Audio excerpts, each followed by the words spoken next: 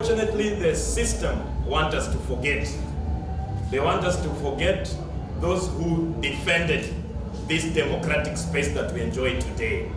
So, of course, that event, we made several successes, including, the petition that has been mentioned to the parliament, and also we were able to do a people's march, and the result was, of course, police brutality.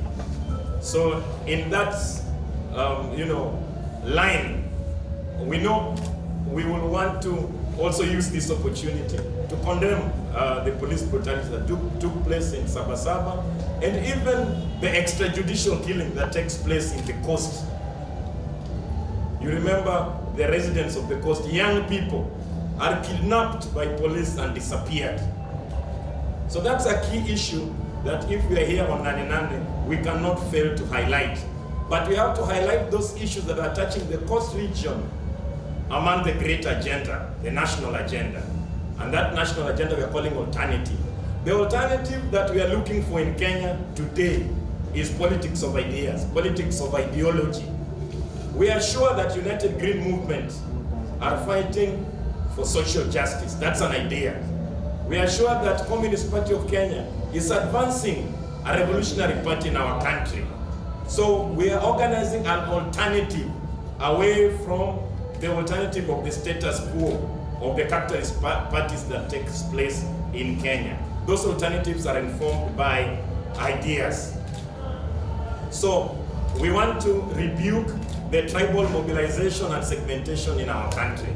We want to, to rebuke the democracy that is advanced with money, that the poor people cannot even, qualify to be electable in any political position, because when you get in that you want to contest for a political position in this country, it will narrow down of the material reality of how much money do you have to bribe the voters to vote for you.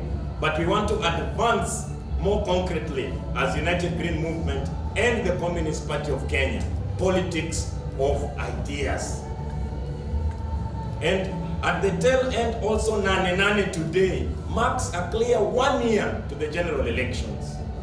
That means the Jubilee administration has been in government. They have been leading this country for the last 4 years. So it is a day to also take audit of what the government, of course, they have made a habit of uniting the opposition and also the government of the day. So we are not just criticizing the Jubilee administration as alternative, but even the brothers and sisters that have made this politics of handshake, the politics of billionaires, the politics of millionaires, that the outcome has been unemployment. The outcome has been death of the poor people. That means we have people that are dying in this country of curable diseases, where the money that has been allocated for medical care is being eaten by a few individuals. We have seen now people are struggling to take their children to school because of systemic failure of the government that was elected. That government has to be prepared to be voted out, and an alternative government made of greens and reds to take that position in the coming elections, which will be next year in August.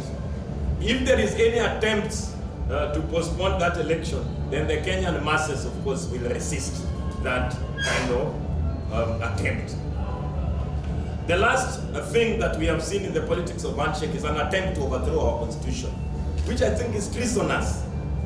We have seen a few backdoor elements trying to come up with politics of handshake and BBI to try and confuse the masses that is going to be a progress.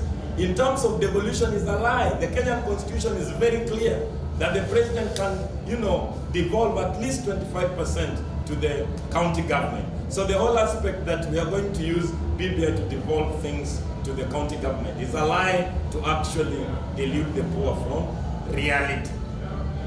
So in conclusion, I will say that the Greens and the Reds today are commemorating Nane to consolidate the struggles that has been paid by Kenyans revolutionaries and progressive. And this struggle is continuous. And we want to remind the people here at the coast that are facing serious problems, especially Wale Maskwota, the squatter problem in the coast, that if they don't struggle, asipopambana, basi watabaki masquatter milele.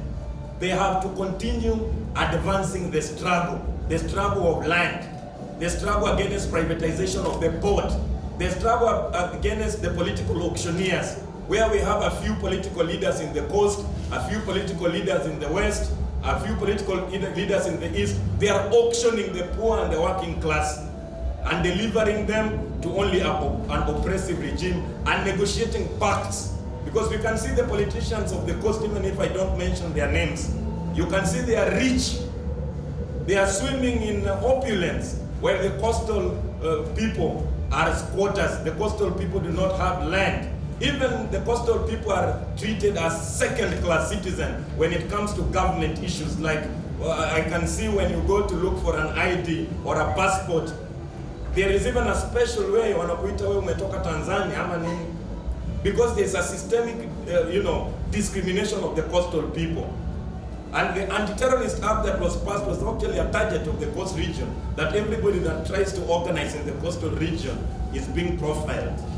So with those many remarks, we look forward for a great day today, and we declare Nane a day of martyrdom, and to continue to reflect on our gains in this struggle. Thank you very much.